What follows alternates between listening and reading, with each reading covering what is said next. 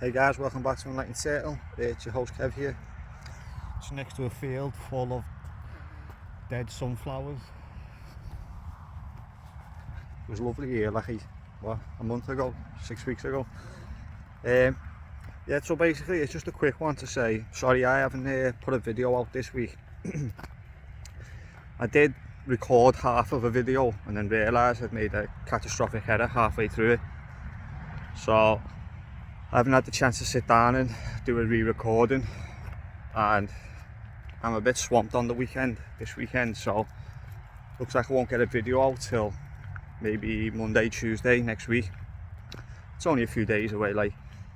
I did go and look for something before though. Like I say, I'm just out with Taz. We're just off out. Actually, funny enough, Taz is a Staffordshire Bull Terrier, right? So he's a Staffy. And just over there, there's a place called Bickerstaff. So, yeah, nothing special there, like. But yeah, as we went for a drive before, and there's a place called Aintree in Liverpool. Now, people who have ever heard of the Grand National will know what Aintree is, because the famous Aintree racecourse is up there. But there's a place I noticed called the Aintree Stone. Now Aintree is spelt Aintree, but yeah, the Aintree Stone is spelt, I think it was Anytre, I believe it was. I'll put a little photograph on the screen, and I'll put a photograph of the actual stone. Now, allegedly, the Aintree stands for a lonely tree. Apparently, seeing this photograph, where the original tree was, there's a stone now. I thought when I seen it on Google Maps, it might have been like a really old stone. So it was interesting to get down there, see if there's any carvings on it or anything like that. Because there's going to be a video in the coming weeks relating to the Calder stones and the cut markings and things like that, which is obviously a prehistoric grouping of stones from Calder Stones, which is a park in Woolton, bit of a posh part of Liverpool really. But yeah, them stones are several thousand years old, so I was interested to come down and have a look at this Aintree stone. Unfortunately, like I say, it's a modern stone. It hasn't been there very long, but there was a bit of a story behind it, and it goes back to the Norse, to the Vikings. And basically the stone now represents, as I said before, where a lonely tree once stood. So Aintree stands for lone tree, which I was quite impressed with, to be honest, because I'm only just getting into this linguistical stuff. And sorry, someone's trying to phone me. I have to wait one moment. But a video that will be coming down the line in the next week or two is going to be driving home a little bit more about the language, because like I say, I'm still so new to this here. Well, to a lot of these fields really. I've only been studying this stuff excuse me, less than 2 years, and a lot of it was like, what do I want to research, what do I not want to research. So it took a while to sift through a bit of stuff really. But yeah, so we've got the Aintree stone, which unfortunately is not a very ancient stone. But coming down the line, we're going to be looking at the Calder stones, and we're going to try and have a little bit more information on the language. I was going to do an archaeological grouping of videos, but I think that might come a little bit further down the line. Actually, I've got a lot of material there I want to share, but I want to try and keep it all together, because a lot of this information's been getting like 10 different topics in one video, which it's too much, because I'm not explaining in enough detail the specifics of each topic, if that makes sense. Sorry, I was meant to say as well, one of the videos that are going to be coming down the pipeline probably in the next week, there's probably 2 videos that I'm hoping to get out in the next week. The one I was going to put out the other day, where I tried recording the other day, and the one I was reading last night. I read a couple of pages of Wilson and Blackett's book, the Ross edition, which I mentioned in the previous video, Moses and the Hieroglyphs. Now, I made a reference in that video, like I say, where I deferred to that book in terms of, you know, Cymric into Egyptian, that later was into Greek and Latin and all this other kind of stuff, and how it ties into Paleo-Hebrew and the Phoenician alphabet. Well, like I say, I read a couple of pages of the book last night, and I haven't read much of it, I have to be completely honest. I must have about 60 to 70 books I've purchased within the last year, and I've only read like 10% of these books.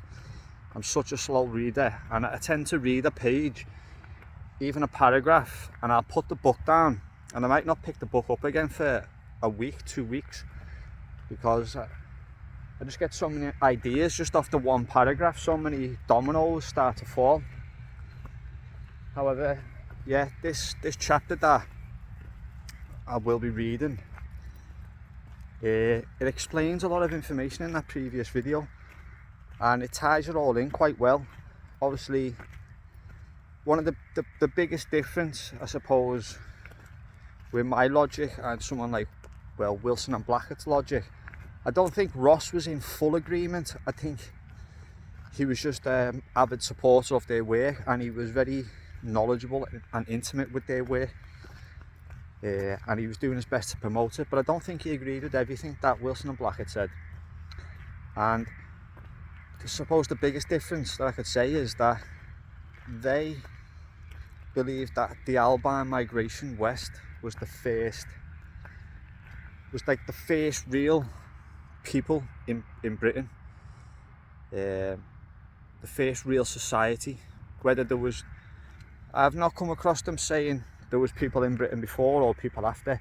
It's just, I think this is where they launch from, because you've got the connections to Chaldea and Assyria to be found in places in Britain, like the Lexden Mound and things like that, and along with the British record, which discusses Alban, which then led to Brutus coming over.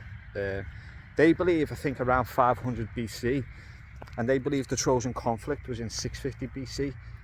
They believe Helen was Egyptian, and it's interesting that there's so many connections, whichever person you kind of look at, whether it's Waddell, Blackett, Iman Wilkins, and they say Wilson and Blackett. So there's 4 authors there, and there's 3 different concepts between all of them pertaining to Egypt. And then if you wanted to throw Comey and Beaumont in there, as we've mentioned in the past, which I want to incorporate his work in, but like I say, it's just so far out there at the minute that I'm going to have to bring that in towards the back end, because then it's going to be like, well, there's this or that. But the Egyptian connection's fascinating, and the fact that Wilson and Blackett have basically proven that the hieroglyphs the Cymric language was a precursor to hieroglyphics.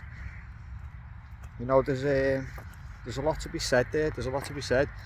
Like I say, they're not in full agreement with me in terms of how and where. I'm probably going to have to do a whole video on this, to be fair, actually. I'm sorry, I'm blowing the lid off the whole thing now, but obviously in this chapter they mentioned Velikovsky. Now, I only know Velikovsky because when I came across him, I was reading some Anatoly Fomenko online. Came across PDFs of Fomenko online a couple of years ago, and I remember reading some, because I was into Tartaria back then. I wouldn't say into it, but I was trying to understand it. and it was this whole chronology had been tampered with. Like so I seen Fomenko come up with this, and then Velikovsky was meant, like, that was the work they bounced off. And then I got another book recently that Wilson and Blackett referenced in one of their books, which I will be doing some readings from. That was about like prehistoric Britain and stuff like that, and the changes in chronology. And I myself personally, I'd always looked and I was like, why is like this culture that advanced here, and then next to it something goes dark for like hundreds of years? It never made any sense to me. But yet on the other side, they carried on as normal, and then that dark place becomes a place of enlightenment while other places go dark. It never made sense to me because, well, for a whole catalogue of reasons. But yeah, I'm sorry, this video is getting a bit long now. I just wanted to give another quick brief intro, well, update on the, like I say, this Wilson and Blackett chapter, to keep an eye out for it. And if people are interested in the way languages work and the paper trail of language, then it'll be nice, because it ties in so much to that previous video. But yeah, sorry about that. Taz is ready to go home and get some food, aren't you, lad? Yeah. Alright, stay safe, peace.